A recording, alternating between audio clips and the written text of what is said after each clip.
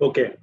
Assalamu alaikum everyone. My name is Dr. Saad Lakhani and I am going to talk about case selection treatment planning, chapter 3, pathways of pulp. So people are joining in. Shazib Bhai has also joined. Kindly do let me know if there are any voice issues or video issues so that I can stop and I could continue again. Okay.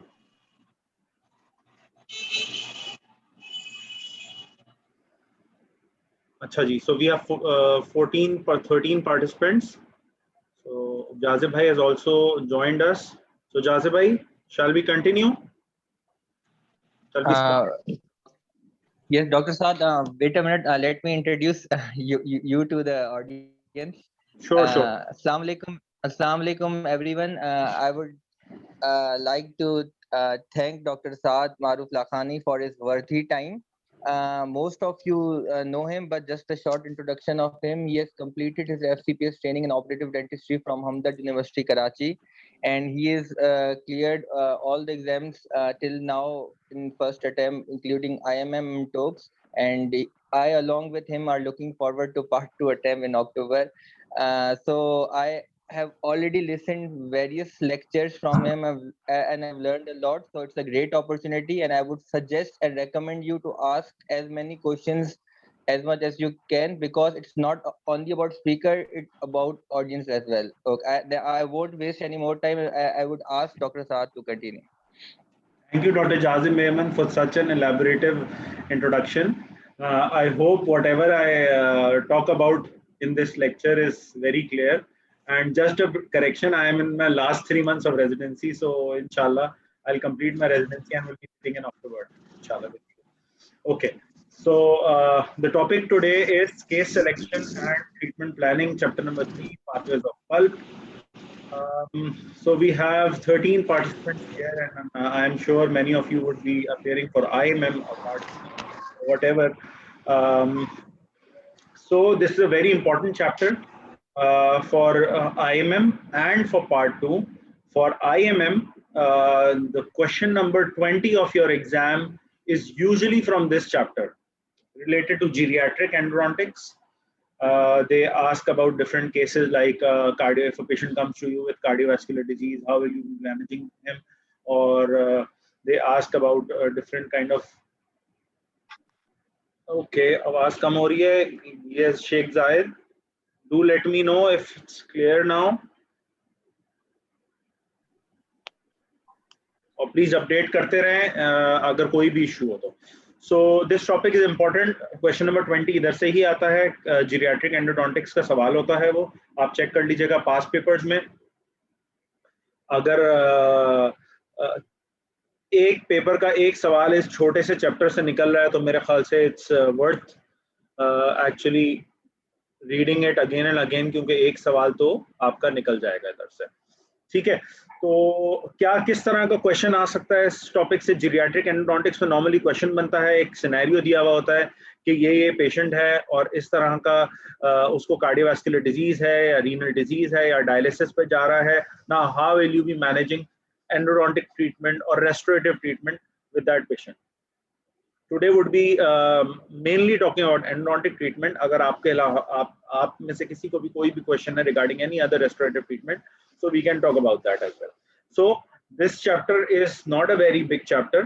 ठीक है, ये this chapter starts with थोड़ा सा introduction है जिसमें बताया जा रहा है कि जब patient आपके पास आएगा तो आप उसकी history लेंगे, जब endodontic problem आपका हो जाएगा तो फिर आप उसकी ट्रीटमेंट प्लानिंग करेंगे. ठीक है, उसकी ट्रीटमेंट प्लानिंग इस तरह होगी कि वो डिफरेंट उसकी हिस्ट्री ली जाएगी. And they also talking about things like previously हम लोग बहुत सारी चीजें नहीं कर सकते थे. We couldn't save salvage many teeth. Now since we have magnification, we have ultrasonics, we have different kind of medications, we have good anesthesia, so we can actually save much more teeth as compared to which we were saving कुछ decades पहले. तो in today's era, board नहीं सही नजर आ रहा. Excuse me sir.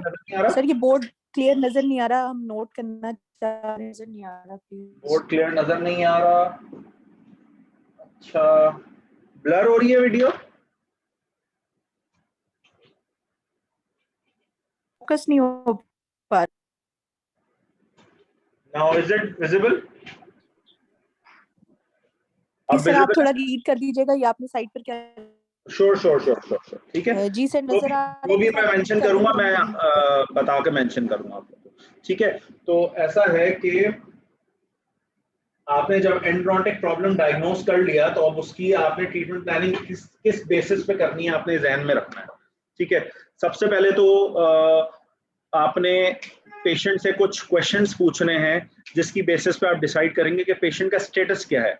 आया patient medically compromise तो नहीं है, this will include medical history, prolong medical history लेनी है जिसमें आपने पूछना है उससे कार्डियोवैस्कुलर डिजीज तो नहीं है, कोई रीनल डिजीज तो नहीं है, इसके अलावा कोई उसको डायबिटीज मेलाइटिस तो नहीं है, कोई प्रोस्थेटिक इम्प्लांट्स तो नहीं लगाए हुए हैं उसने, लाइक प्रोस्थेटिक वेल्व्स तो नहीं लगाए हुए हैं, या जॉइंट रिप्लेसमेंट्स तो नहीं हुई है, नी जॉइंट रिप्लेसमेंट्स तो नहीं हुई। ये सारे क्वेश्चंस, इसके अलावा कोई ड्रग इंटरेक्शंस तो नहीं है, कोई ड्रग एलर्जी की हिस्ट्री तो नहीं है। ये सारी चीजें आप क्यों पूछेंगे? Because you have to do treatment planning according to that, you have to select the case and you have to move accordingly, ठीक है। तो इसमें इसके अलावा, इन चीज़ों के अलावा जो फर्दर चीज़ें किताब में लिखी हुई हैं उसमें इन्होंने रिस्क असेसमेंट की है कि आपको पहले ही रिस्क असेस कर लें आप कि ये पेशेंट रिस्क बेस्ड पेशेंट है तो उसी हिसाब से पेशेंट को डील करना है। उसमें जो पहली क्लासिफिकेशन उन्होंने टेबल में दी हुई है वो ASA डॉक्टर साहब एक्सक्यूज मी। जी जी सर। डॉक्टर साहब वो एक शायद कैंडिडेट है, उसको वो रिक्वेस्ट के लिए कह रही है, शायद वो वेटिंग रूम में है। मैंने एडमिट कर दिया। Let's wait for them so that we can start.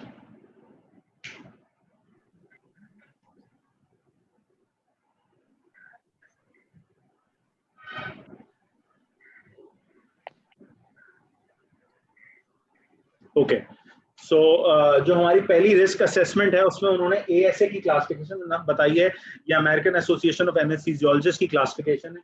इसमें क्लासिफिकेशन में कहते हैं कि ये 1, 2, 3 and 4 ये किताब में मौजूद है, ठीक है।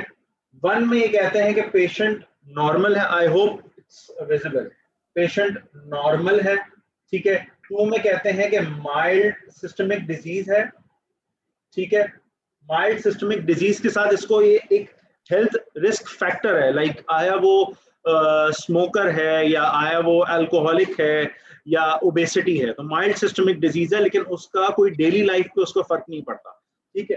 3 में ये माइल्ड टू मॉडरेट डिजीज हो जाता है, सिस्टमिक डिजीजेस।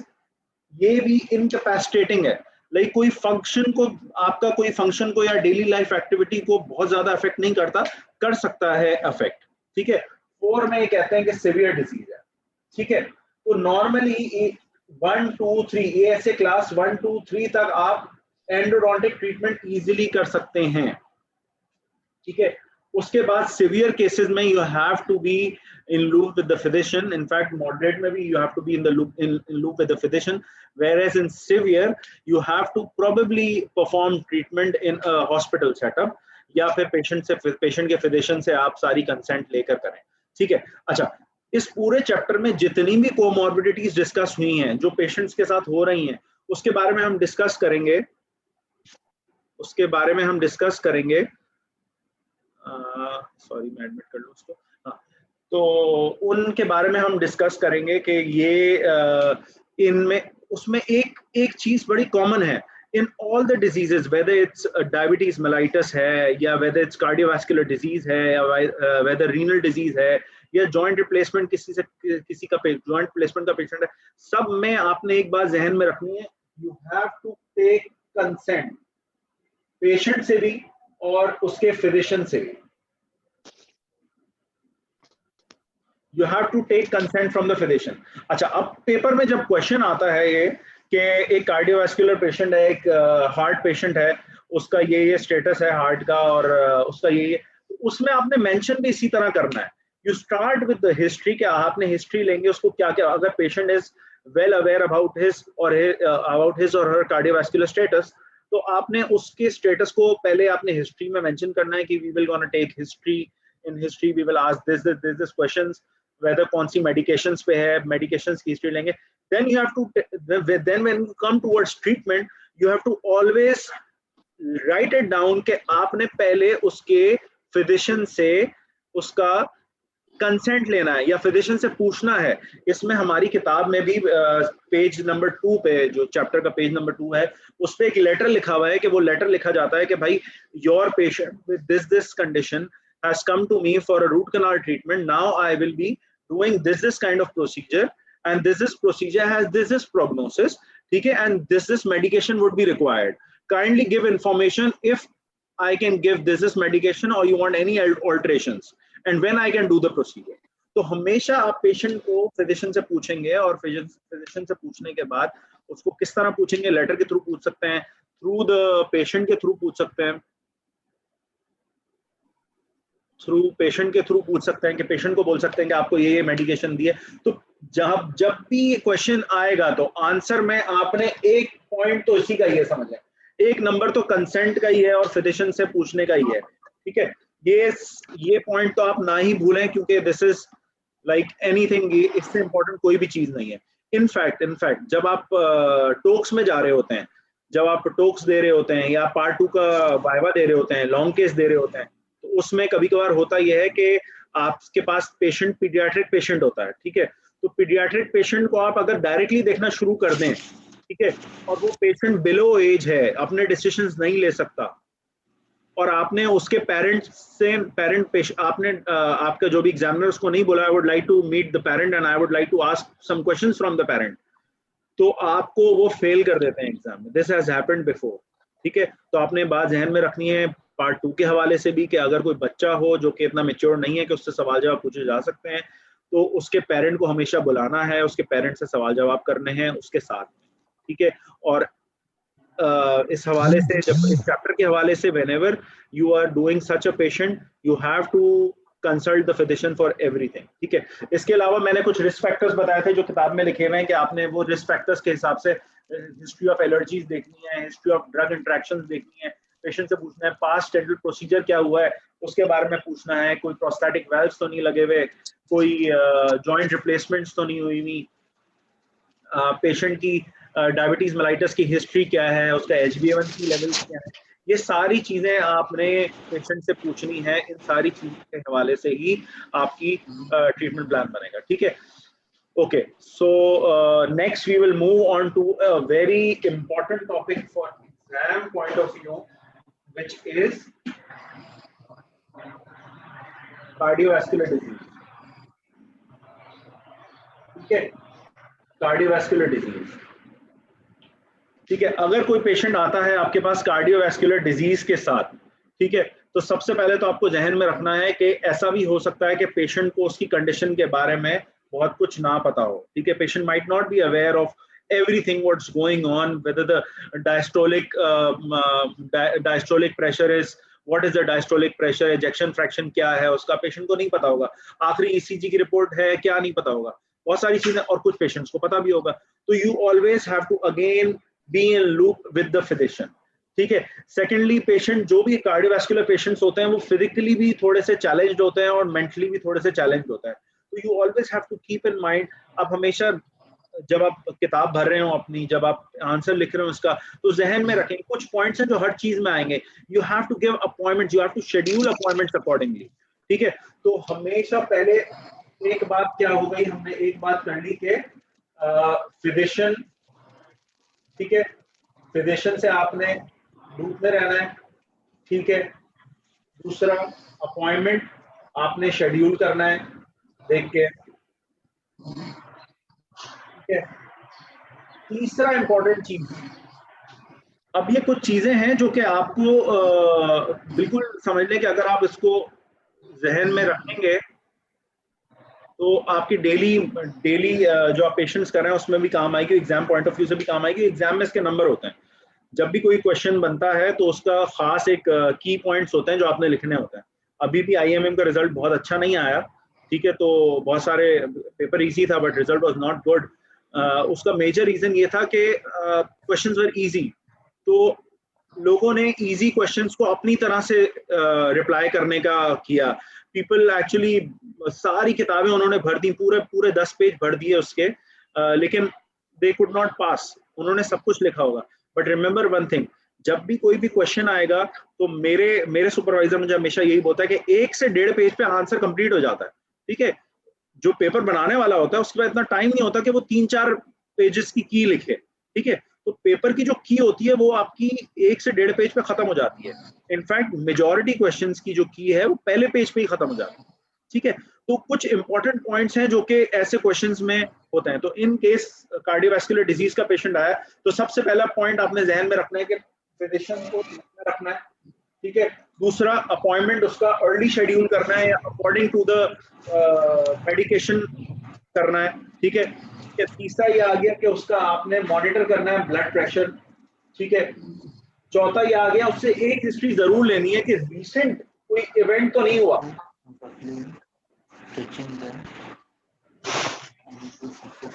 रिसेंट इवेंट से मुराद ये है कि कोई मायोकार्डियल इन्फार्क्शन या इस्कीमिक हार्ट डिजीज का इवेंट कोई विद इन पास्ट 30 डेज में तो नहीं हुआ। व्हाई? बिकॉज अगर पास्ट 30 डेज में हुआ है कोई, अगर पास्ट 30 डेज में हुआ है तो आपने कोई भी इलेक्टिव ट्रीटमेंट को नहीं करना, कोई इलेक्टिव ट्रीटमेंट नहीं करेंगे। अगर इमरजेंसी ट्रीटमेंट रिक्वायर्ड है, अगर emergency treatment required, elective treatment तो नहीं करेंगे। अगर इमरजेंसी ट्रीटमेंट रिक्वायर्ड है तो उसको लोकल एनेस्थीसिया विद एपिनेफ्रिन की ओनली 2 कार्ट्रिजेस रिक्वायर्ड है, ठीक है। तो रीसेंट इवेंट अगर पास्ट 30 डेज में हुआ है and patient is coming for an elective kind of checkup and you find out कि कोई कैरियस लीजन है, it needs root canal, but patient is asymptomatic, you can't touch it. And if patient is in severe pain, you can touch it, you can do root canal, but keep in mind you have to talk to the physician, you have to tell the physician, and you have to take consent whether I can give local anesthesia with epinephrine to up to 2 cartridges or not, ठीक है। Ideally recommended है कि up to 2 cartridges, up to 2 cartridges आप दे सकते हैं local anaesthesia के, जिसको हम लाइडोकेन कहते हैं, ठीक है। एक लाइडोकेन की एम्प्यूल में जो हम एनेस्थीसिया करते हैं देते हैं उसमें 0.018 मिलीग्राम होता है, ठीक है। तो दिस मेक्स 0.036 mg, ठीक है। तो आप लाइडोकेन की कितनी मिकदार दे सकते हैं? लाइडोकेन 0.036 मिलीग्राम से ज्यादा नहीं दे सकते आप, ठीक है, इन patients with such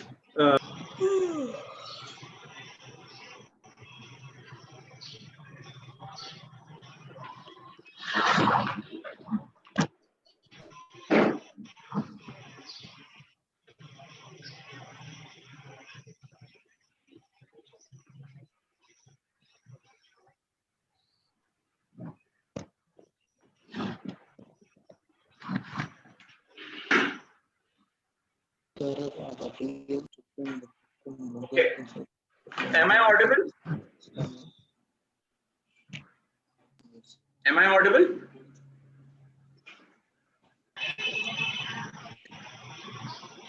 ji doctor साहब, क्लियर है आवाज? ठीक है, क्लियर है आवाज। अच्छा जी, तो हमने बात की कि रीसेंट इवेंट में अगर पास्ट 30 डेज में कोई इवेंट हुआ है, मायोकार्डियल इन्फार्क्शन है या इस्कीमिक हार्ट डिजीज का कोई इवेंट है, तो वो पेशेंट हाई रिस्क का है, ठीक है। उस हाई रिस्क के पेशेंट में इलेक्टिव ट्रीटमेंट आप नहीं करेंगे, ठीक है।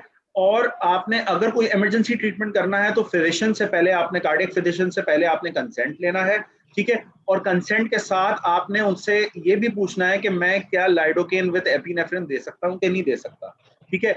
और अगर आप देंगे तो ऐसे पेशेंट्स में जो मिकदार होगी वो 0.036 मिलीग्राम से ज्यादा नहीं होगी, ठीक है। अच्छा, ये बात आ जाती है। इसके अलावा आप क्या लिखेंगे? रीसेंट इवेंट हो गया, ठीक है।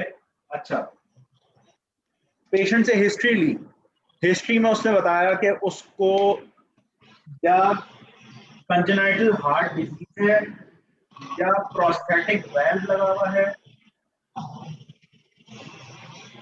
या फिर इफेक्टिव एंडोकार्डाइटिस है। इन सारी सिचुएशंस में प्रोफाइलैक्टिक एंटीबायोटिक इज नेसेसरी, ठीक है। तो अब तक हमने बात, अब देखें ये आपका इसी तरह पैटर्न में आपने लिखना है एग्जाम में भी, ठीक है। एग्जाम में अगर इस तरह का कोई क्वेश्चन आता है, you have to follow the same pattern. Suppose आपने फिजिशियन को लूप में ले लिया, अपॉइंटमेंट अर्ली रख लिया पेशेंट का, ब्लड प्रेशर मॉनिटर कर लिया, ठीक है। कभी कभार ब्लड प्रेशर मॉनिटर अगर कार्डियक पेशेंट ना भी हो और आपने ब्लड प्रेशर मॉनिटर किया, ऐसा भी हो सकता है कि वो इंसिडेंटल फाइंडिंग हो जाए और आपको बाद में पेशेंट को रेफर करना पड़े, ठीक है। कोई रीसेंट इवेंट देख लें आप, कंजेनिटल हार्ट डिजीज अगर है पेशेंट को, या इन्फेक्टिव एंडोकार्डाइटिस है पेशेंट को, या तीसरी चीज आपका प्रोस्टेटिक हार्ट वेल्व लगा हुआ है, तो इसमें आपको प्रोफाइलैक्टिक एंटीबायोटिक देनी है। अच्छा, व्हाट इफ पेशेंट को ये सब कुछ था और पेशेंट को याद कब आया, जब आप प्रोसीजर कर रहे हैं, ठीक है। पेशेंट भूल गए आप ये प्रोसीजर के दौरान आप पूछना भूल गए, पेशेंट को एकदम याद आया कि भाई मुझे तो कंजेनिटल हार्ट डिजीज है या मेरा वेल्व लगा हुआ है, तो फिर क्या कर सकते हैं आप, you can always give it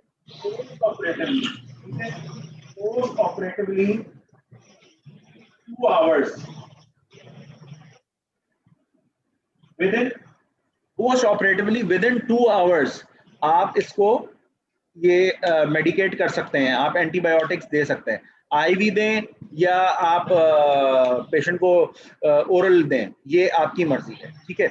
इसके अलावा जब आपने पेशेंट को स्टार्ट कर लिया है, काम करना शुरू कर दिया है उसका, तो आपने और भी चीज़ें जो नोटिस करनी हैं वो ये हैं कि आपने पेशेंट से हिस्ट्री के वक्त पूछना है कि अच्छा ये 5 चीज़ें हो गई हैं, ये मैं बिठा रहा हूँ, ठीक है। ये हम दोबारा जब इसको रिकॉल करेंगे तो देख लेंगे, ठीक है। इसके अलावा पेशेंट कोई ब्लड थिनर तो नहीं ले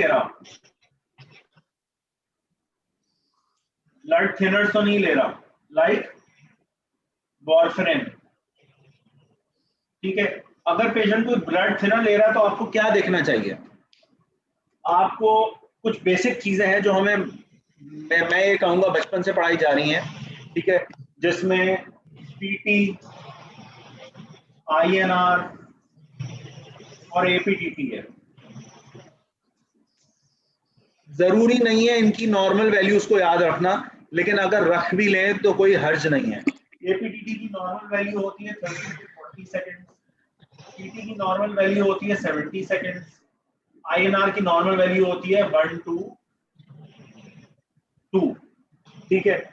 ये सारी नॉर्मल वैल्यूज जब पेशेंट वॉरफेरिन ले रहा होता है तो 1.5 to 2.5 टाइम्स बढ़ी हुई होती है, 1.5 टाइम्स to 2.5 टाइम्स बढ़ी हुई होती है। अगर 1.5 to 2.5 बढ़ी भी है, इसका मतलब यह किताब कहती है अगर आईएनआर लेस देन 3.5 है तो आप अपना डेंटल प्रोसीजर कंटिन्यू कर सकते हैं। अब जो नई रिकमेंडेशन है उसके हिसाब से you don't have to stop anticoagulative therapy, ठीक है।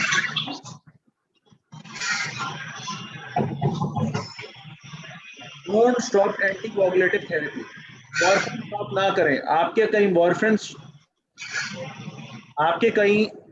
वॉरफेरिन स्टॉप ना करने की वजह से, वॉरफेरिन स्टॉप कर देने की वजह से पेशेंट को स्ट्रोक ना हो जाए, ठीक है। और वैसे भी अगर आप वॉरफेरिन स्टॉप भी करते हैं तो उसका कोई हाफ लाइफ होती है, तो आपने आराम से अपनी मर्जी से वॉरफेरिन को स्टॉप नहीं करना है। तो ये बात जहन में रखें कि आपने अगर आईएनआर लेस देन 3.5 है तो आप पेशेंट को ट्रीट करेंगे, प्रोसीजर करेंगे।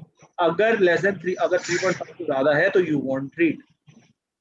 आई गेस माइक खुला हुआ है, काइंडली अपना माइक बंद कर लें।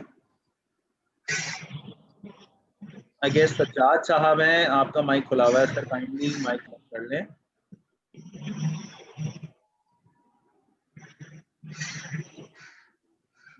सर जी सर प्लीज ये रिपीट कीजिएगा पूरा प्रोसेस ब्लड थिनर वाला।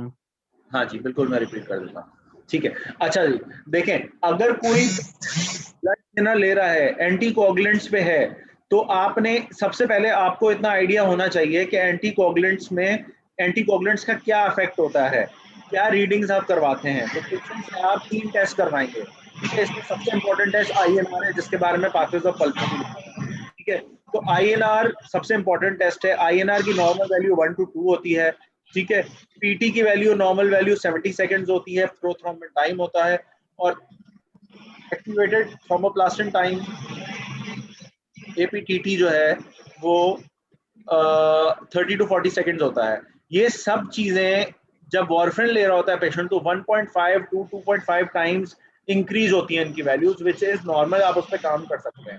अगर INR की वैल्यू लेस देन 3.5 है, इंटरनेशनल नॉर्मलाइज्ड रेशो की वैल्यू लेस देन 3.5 है, तो आप कोई भी प्रोसीजर कर सकते हैं, कोई मसला नहीं है। ठीक है। Don't stop anticoagulative therapy. जो भी पेशेंट वारफेरिन ले रहा है वो प्लीज अपने किसी भी चीज के लिए स्टॉप ना करें, अपने कोई भी प्रोसीजर के लिए, वेदर सर्जरी हो या कोई भी हो, स्टॉप ना करें। सिर्फ उन केसेस में स्टॉप होता है जिन केसेस में फिजिशियन अलाउ कर देता है। नॉर्मली हमने देखा यह है कि पेशेंट पहले से ही अपने घर में कोई डॉक्टर ने बताया हुआ होता है कि आप डेंटिस्ट के पास जा रहे हैं तो आप वारफेरिन खाना छोड़ दें, लेकिन ये बहुत नई जो स्टडीज है उनमें बिल्कुल इसको नेगेट किया गया है और एडवोकेट नहीं किया जाता। व्हाई? बिकॉज उस वारफेरिन को स्टॉप करने की वजह से कोई भी और मसला हो सकता है पेशेंट को। ठीक है, एम आई क्लियर नाउ? हम आगे बढ़े? Yes sir. ठीक है, अच्छा जी। इसके अलावा ये तो सारी चीजें नॉर्मली हम देख लेते हैं कि ब्लड प्रेशर बढ़ा हुआ है, ब्लड प्रेशर कम है, PTINR कैसा चल रहा है, कोई कॉग्निटिव थेरेपी पे है कि नहीं। जो चीज हम मिस कर जाते हैं वो ये है कि भाई पेशेंट ने अगर कभी रेडिएशन ली होगी, हॉटकिन्स लिम्फोमा है, कोई भी चीज है, पेशेंट को कोई भी तरह का कैंसर है जिसके लिए रेडिएशन उसको इस एरिया में उसके लगी है जिसमें चेस्ट इन्वॉल्व है, तो उसमें पेशेंट के हार्ट वेल्व्स डैमेज हो सकते हैं और कोरोनरी आर्टरी डैमेज हो सकती है। तो इन पेशेंट्स की भी आपने अच्छे से हिस्ट्री लेनी है, और अगर आपको शक हो जाए कि इन चीजों की वजह से मसला है, ये मसला है, इसकी डैमेज है, तो अगेन वेजोकंस्ट्रिक्टर वाला एनेस्थीसिया आपने लिमिट कर देना है। लाइडोकेन विद वेजोकंस्ट्रिक्टर आपने इनहिबिट कर देना है, और आपने अगेन उसके एक्सक्यूज मी सर, जी जी बिल्कुल एक्सक्यूज मी बोले सर, जी सर, आप फास्ट बोल रहे हैं, हम लिख रहे हैं, तो काइंडली आप थोड़ा सा जरा स्पीड बोलो हम बिल्कुल ताकि बिल्कुल। लिख सकें आपके साथ मैं कोइंसिडेंटली। तो बहुत दफा रिपीट करूंगा, परेशान ना हो, ठीक है? मैं फिर भी स्लो बोल लेता हूँ, ठीक है? अच्छा, तो वेजो कंस्ट्रिक्टर को इन केसेस में भी, जिन केसेस में रेडिएशन पेशेंट को हुई भी है चेस्ट एरिया में, जहां पे उसका हार्ट वेल्व्स हैं वो डैमेज हो सकते हैं, कोरोनरी आर्टरी भी डैमेज हो सकती हैं रेडियोथेरेपी की वजह से, तो उन केसेस में भी आपने एपिनेफ्रिन विद एपिनेफ्रिन एनेस्थीसिया को अवॉइड करना है। और अगर आप दे रहे हैं तो आपको फिजिशियन से पहले लूप में रखना है फिजिशियन को। ठीक है, ये बार बार वेजो कंस्ट्रिक्टर की बात आती है, तो वेजो कंस्ट्रिक्टर का असल काम क्या है पढ़ लेते हैं। वेजो कंस्ट्रिक्टर नॉर्मली एपिनेफ्रिन यूज होता है। मैंने आपको शुरू में बताया था कि नॉर्मली ऐसे पेशेंट्स में जिनमें कार्डियोवैस्कुलर डिजीज होता है, उन पेशेंट्स में हाई रिस्क पे जो होते हैं, उनमें हम जो लाइडोकेन की हमारा कार्ट्रिज होती है वो 2 कार्ट्रिज से ज्यादा नहीं देते विद एपिनेफ्रिन। एक कार्ट्रिज में 0.018 मिलीग्राम लाइडोकेन होती है और 2 कार्ट्रिजेस में 0.036 मिलीग्राम होती है। ठीक है, तो 2 कार्ट्रिज से ज्यादा एक्सक्यूज नहीं मी देते। डॉक्टर साहब, जी जी जी जी। डॉक्टर साहब सॉरी टू इंटरप्ट, वो शायद 2 लोगों का मैसेज आया, वो वेटिंग में है, तो उनको प्लीज ऐड कर लें, ग्रुप पे मैसेजेस कर रहे हैं शायद, डॉक्टर आयशा और डॉक्टर शुजा। ओके, एडमिट कर लिया मैंने। Thank you so much.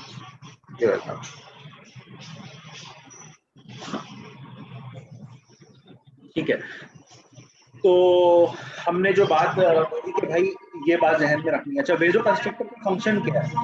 वेजो constrictor ये करता है कि वेजो कंस्ट्रिक्टर जब आप एनेस्थीसिया लगाते हैं तो उस एरिया में ब्लड सप्लाई को कम कर देता है। ठीक है, तो वहां पे एनेस्थीसिया जब ब्लड सप्लाई कम हो जाती है तो एनेस्थीसिया का असर जो है वो ज्यादा होता है, क्योंकि वहां पे ब्लड सप्लाई डिमिनिश हो जाती है, कम हो जाती है ब्लड सप्लाई। तो उस खास जगह पूर्ण होता है आपका एनेस्थीसिया, और उस एनेस्थीसिया की वजह से वहां पे अफेक्ट ज्यादा होता है। ठीक है, सर जिनके माइक्स ऑन है वो म्यूट कर देना आप। काइंडली माइक अपने आप बंद कर लें।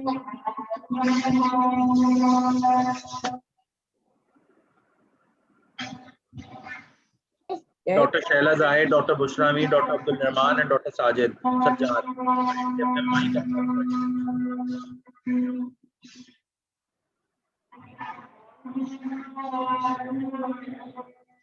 अच्छा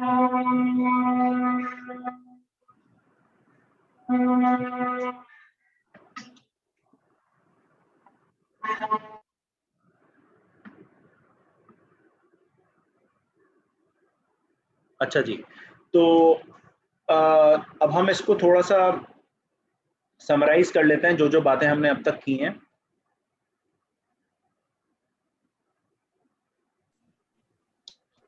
अच्छा जी, जो जिन लोगों ने अभी ज्वाइन किया है परेशान ना हो, हमने बहुत ज़्यादा कवर नहीं किया है, ठीक है। अब जिन जिन ने ज्वाइन कर लिया है, I am repeating this topic cardiovascular disease completely so that important topic है, आप सबका कवर हो जाए, ठीक है। तो हमने जो जो बातें की है अब तक, हम वो उसको थोड़ा सा रिपीट कर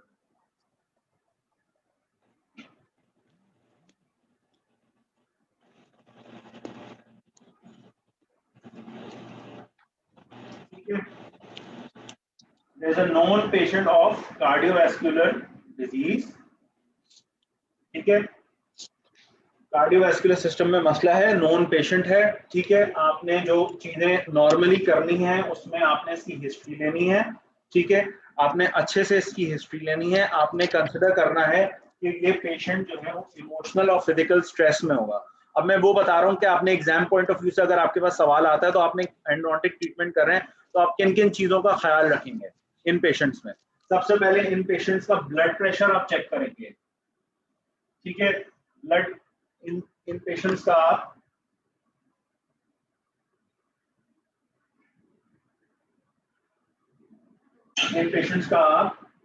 ब्लड प्रेशर मॉनिटर करेंगे, ठीक है। Blood pressure within normal to mid range होना चाहिए, नॉर्मल टू मिड रेंज। वैसे एंडोडोंटिक्स में अगर ब्लड प्रेशर बढ़ा हुआ भी है तो कोई बहुत मसला नहीं है, लेकिन अगेन आपने देखना है डायस्टोलिक ग्रेटर देन 100 ना हो। कुछ किताबें कहती हैं 110 तक भी सही है, ठीक है। डायस्टोलिक 160/100 अगर है तो आप कर सकते हैं प्रोसीजर, इससे ज्यादा ना हो। इसमें भी डर होता है 160/100 का करने में, लेकिन आप कोशिश करें कि पेशेंट को जितना नॉर्मलाइज हो सके ब्लड प्रेशर, ठीक है। एक तो ब्लड प्रेशर के बारे में आपने लिखना है, दूसरा ये लिखना है आपने कि आपने पेशेंट को जब भी अपॉइंटमेंट देना है तो अपॉइंटमेंट अर्ली आवर्स में देना है, सुबह के वक्त में देना है। पेशेंट जब दवाई लेकर आ रहा है तब देना है अपॉइंटमेंट। तीसरा आपने ये देखना है कि पेशेंट के फिजिशियन से इन लूप रहना है आपने, ठीक है। चौथी चीज आपने ये देखनी है कि past history, past MI history तो नहीं है विद इन 30 डेज। अगर पास्ट हिस्ट्री है एमआई की विद इन 30 डेज तो कोई भी इलेक्टिव ट्रीटमेंट आप नहीं करेंगे। अगर इमरजेंसी ट्रीटमेंट कर रहे हैं तो एपिनेफ्रिन की डोज आप अप टू 2 कार्ट्रिजेस रखेंगे, उसमें भी फिजिशियन की कंसेंट शामिल होगी, ठीक है। पांचवी चीज आपने ये करनी है कि एपिनेफ्रिन को लिमिट करना है, ठीक है। कितना लिमिट करना है? 2 कार्ट्रिज तक, 2 कार्ट्रिज या 0.036 mg। 2 कार्ट्रिज में 0.036 mg से ज्यादा नहीं होती एपिनेफ्रिन, ठीक है। तो आपने एपिनेफ्रिन को लिमिट करना है। छठी चीज आपने ये बात याद रखनी है कि पेशेंट कोई एंटी कोआगुलेटिव थेरेपी पे अगर है, एंटी कोआगुलेटिव थेरेपी पे है तो उसका INR कितना होना चाहिए? Less than 3.5।